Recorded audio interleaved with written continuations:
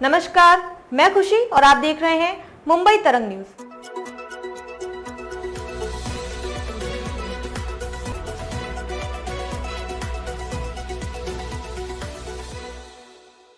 बोलिए। जेपीसी की बैठक है क्या? इसमें इंडिया अलायंस के जो मेंबर हैं वो शामिल होंगे? देखिए, वन नेशन वन इलेक्शन ये जो बिल आ रहा है, भविष्य में ये one party one election and one leader one election की तरफ जाएगा। इसीलिए हम सभी ने इस बिल को विरोध किया है, जिसमें इंडिया आघाड़ी भी है। जेपीसी के पास ये बिल गया है। आज उस कमेटी की पहली बैठक है और हमारे सभी लोग उस बैठक में शामिल होंगे। एक राष्ट्र एक चुनाव पर संयुक्त संसदीय समिति जेपीसी की पहली बैठक बुधवार को दिल्ली में शुरू होगी। जेपीसी के अध्यक्ष भारतीय जनता पार्टी भाजपा के सांसद पीपी चौधरी बैठक की अध्यक्षता करेंगे। बैठक के दौरान विधि एवं न्याय मंत्रालय के अधिकारी संसदीय समिति को जानकारी देंगे, जिसे एक साथ चुनाव कराने के प्रस्ताव वाले विधेयकों की जांच करने का काम सौंपा गया है। एक राष्ट्र एक चुनाव के लिए संयुक्त संसदीय समिति जेपीसी की आज पहली बैठक हो रही है। इस पर शिवसेना यूबीटी नेता संजय राउत ने कहा कि जो बिल आ रहा है वो भविष्य में एक नेता एक चुनाव और एक पार्टी एक चुनाव की ओर जाने वाला है। इस बिल का महाविकास अघाड़ी विरोध कर रही है। एक राष्ट्र एक चुनाव पर संजय राउत जेसीपी के पास ये बिल गया है। आजिल कमेटी की पहली बैठक है, जिसमें पार्टी के सभी नेता शामिल होंगे।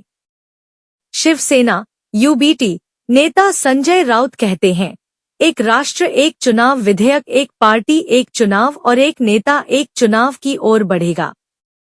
इसलिए हम सभी, जिसमें इंडिया अलायंस भी शामिल है, ने विधेयक का विरोध किया है। विधेयक को जेपीसी के पास भेज दिया गया है। इसकी पहली बैठक आज होगी और हमारे सभी लोग उस बैठक में भाग लेंगे। लोकसभा के सदस्य होंगे शामिल। संयुक्त संसदीय समिति को एक राष्ट्र एक चुनाव विधेयक की जांच करनी है, जिसमें कांग्रेस नेता प्रियंका गांधी वाड्रा और मनीष तिवारी, एनसीपी की सुप्रिया सुले, टीएमसी के कल्याण बनर्जी और भाजपा के पीपी चौधरी, बांसुरी स्वराज और अनुराग सिंह ठाकुर सहित लोकसभा के सदस्य शामिल हैं। राज्यसभा के सदस्य भी इस समिति का हिस्सा है। संसद के शीतकालीन सत्र के दौरान लोकसभा में पेश किए गए इस विधेयक में देश भर में लोकसभा और राज्य विधानसभाओं के लिए एक साथ चुनाव कराने का प्रस्ताव है। विधेयक पर जांच और चर्चा के लिए इसे संयुक्त संसदीय समिति के पास भेजा गया था। इससे पहले जेपीसी अध्यक्ष चौधरी ने कहा कि अगर विकास परियोजनाओं में तेजी लाई जाए तो भारत 2047 तक विकसित भारत के अपने लक्ष्य को प्राप्त कर लेगा। चुनाव से बढ़ जाता है खर्च। उन्होंने कहा कि आदर्श आचार संहिता के कम बार लागू होने पर विकास कार्य तेजी से किए जा सकते हैं। उन्होंने कहा कि बार बार चुनाव होने और खर्च बढ़ने से जनता पर बोझ पड़ता है। चौधरी ने कहा, पहले लोकसभा के चुनाव एक साथ होते थे, बाद में कई सरकारें भंग होने से यह क्रम गड़बड़ा गया। ऐसा महसूस किया गया है कि बार बार चुनाव होने से खर्च बहुत बढ़ जाता है और जनता पर बोझ पड़ता है। खबरों में अब तक के लिए बस इतना ही। फिर होगी आपसे मुलाकात ऐसे ही एक और लेटेस्ट अपडेट के साथ।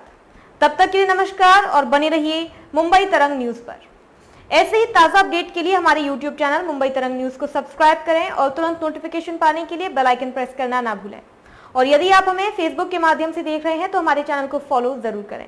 धन्यवाद।